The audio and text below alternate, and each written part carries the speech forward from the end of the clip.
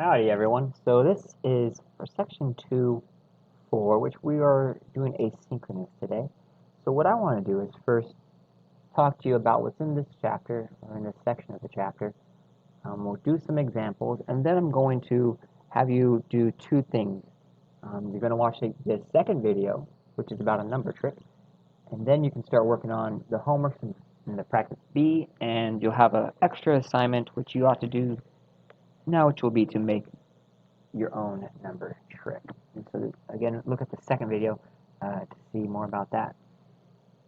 In this section, we are given a handful of more postulates. So if you recall, we already have a few postulates from the last chapter, things like the ruler postulate, which allows us to measure the length of a line. We have the segment addition postulate, which allows us to say that the length of a segment is equal to its parts added up. We have similar postulates for the measures of angles and the addition of angles. But now we have a handful of things that are all closely related. And so what we want to do is go through these and see what they say. Now what you'll find is a lot of these are perhaps obvious to you, or perhaps said in a strange way. Reason for that would be, on the one hand, a postulate is something we have to lay down in the beginning. We are doing this so that we have stated everything we need to begin. And we will, as we prove theorems later on, refer to these as reasons. Okay, so let's go ahead and go through them. So the first one says, through any 2 points, there exists exactly one line. So if we have 2 points, A and B, we can then say there is one and only one such line that goes through the two of them. All right, and that was drawn a little badly, but there's exactly one line. This prevents us from saying there are two distinct lines that go through A and B, perhaps something like that. Right, if I try to draw it, I have to draw a curved line. Postulate 6 says, a line contains at least 2 points. And so this is in some ways the reverse or the converse of the last postulate that says, given a line, I'm able to find 1 point, and then I know there is at least one other point on this line. So if I have a theorem where I am given a line and we're referring to it, if I need to pick a point on there, postulate 6 tells me there is 2 such points. Postulate 7. If 2 lines intersect, then their intersection is exactly 1 point. So here's a black line and a blue line. I'll sketch in there. So these are 2 lines that intersect. So if this, well, then we can say there's an intersection there which is exactly 1 point A. There is no length of line segment that they share versus the intersection is what they share, and it's exactly 1 point. It's not 2 points, not 3, 1. If they intersect, they share something, exactly 1 point. Postulate 8. Through any 3 non-collinear points, there exists exactly 1 plane. And notice we specify non-collinear. You might imagine if we picked 3 collinear points, those would be points in a straight line, then I could have a plane here, another plane over here, sort of at angles to each other that contain those. So that's why we need to specify non-collinear. So imagine making a triangle with 3 points, A, B, and C. So if I have these 3 points, A, B, and C, there is one and only one plane that contains these 3. If I tilted this plane at all, at least one of these points would no longer be on it.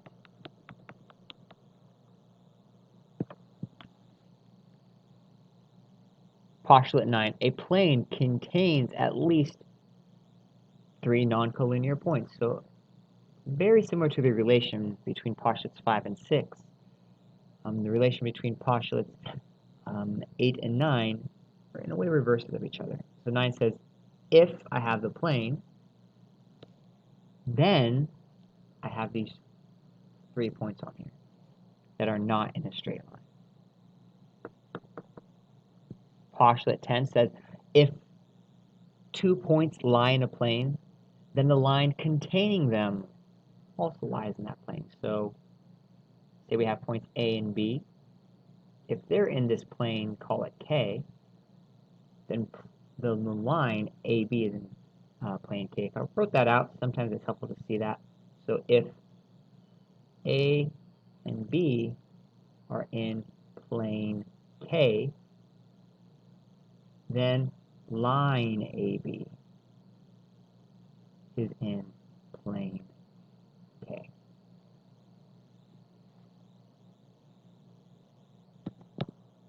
Hopefully that's clear. It makes some sense. Postulate 11, the last postulate we'll see here, says if two planes intersect, then their intersection is a line. So if we have two planes, here's a plane in green and a plane in blue. So continuing back there. It is good to also remember that when planes are drawn, I have to draw them with edges. There's no way around that. But it's good to know that this is just an image to represent the plane that keeps going. Now these two planes are crossing, so they share something. And what shape do they share? So if this happens, well then they share a straight line. And so I'm actually going to draw the line as if it keeps going to make it clear that these planes also continue on forever. Good, so these are postulates here. It's important to be able to keep them clear. So if I ever use a theorem or present a theorem where I need to, for instance, talk about the intersection of two planes, if I know they intersect, well then I get a straight line. Or if I need to talk about a plane, I need to grab some points on it. I know I am guaranteed now different points.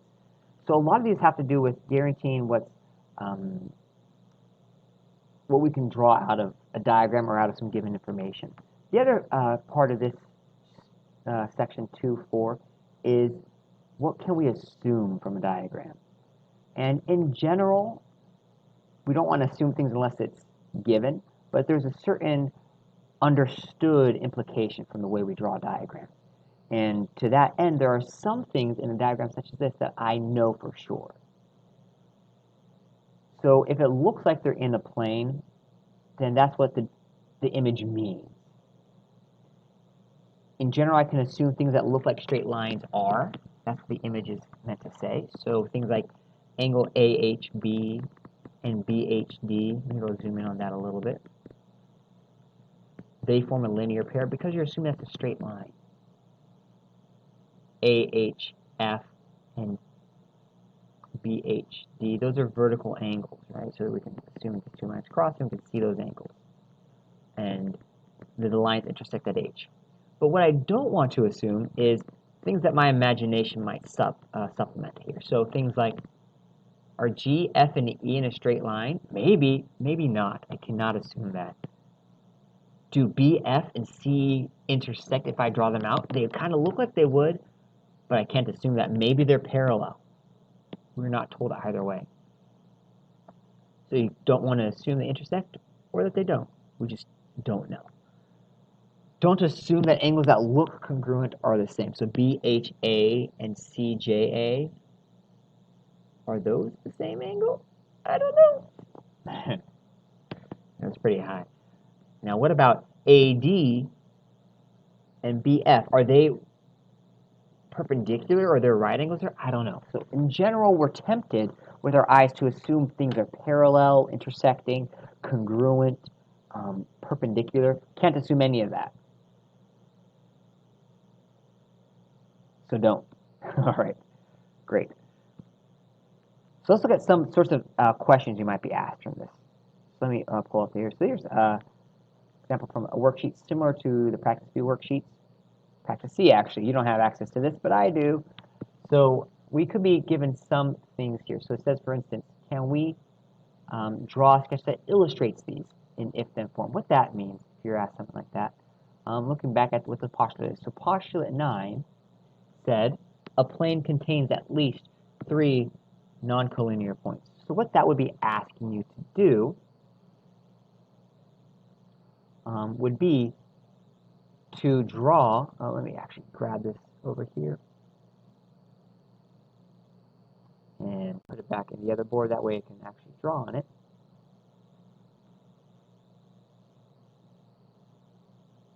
So you say, if I'm given a plane, then there are 3 points in it.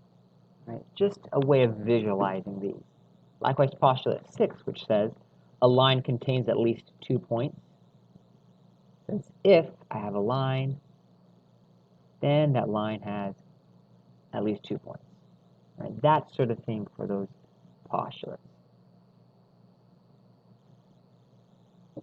Likewise, these sorts of things that say, use the diagram to write an example of the postulate. So postulate 5 says, through any 2 points, there exists exactly one line. So you might say, through BC,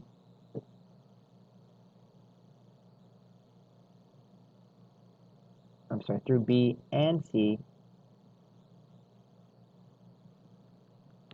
BC is the only line, or maybe just BC is fine. So things like that. Line.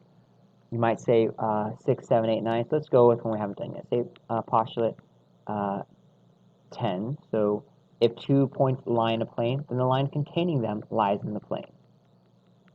So in this case, for postulate 10, I can say B and C are in plane U. So line BC is in plane U, etc.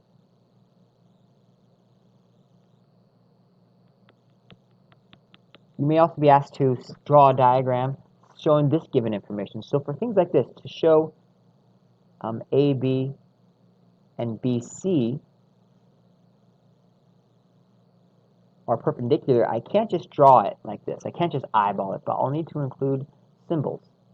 For instance, the little right angle symbol there to say that they're perpendicular.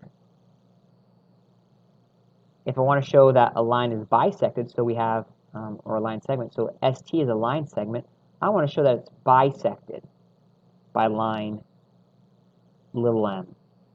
So in order to do that, I would need to indicate that these two parts are congruent. And if you wanted to give another point, you could. So A is the intersection point, which we know that we have a line and a line segment, so that's a segment's a part of a line. So these two intersect at exactly 1 point from our postulate. And so a lot of this stuff here is really laying the groundwork to be very, very careful and clear about what's going on, both with what we're allowed to add to a diagram, right, or add to what's given. So if you give me a line, I'm allowed to find points on it. Also, what am I allowed to assume is given, or what does the diagram imply? Great. So why don't you go ahead and go watch the next video about a number trick, and then go start working on the homeworks. All right.